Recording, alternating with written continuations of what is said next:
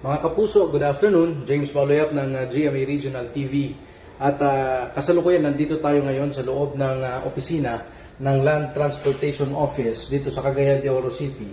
Dahil nga ngayong hapon ay ipinatawag ang driver at ang may-ari ng puting pickup truck na nag-viral dahil nga doon sa isang babaeng driver na naglabas ng kanyang baril habang nagmamaneho siya sa kanyang sasakyan.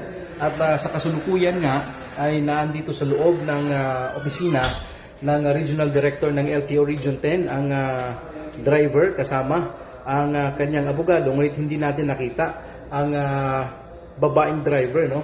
O kasama siya sa ipinatawag ngayong araw pero hindi siya kasama sa dumating.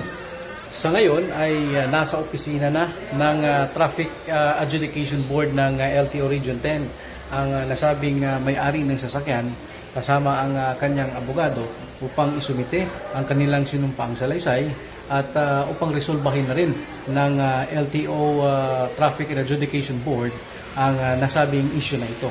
At yan muna ang latest mula rito sa LTO Region 10 para sa GMA Integrated News. Ako po si James Pauloyap.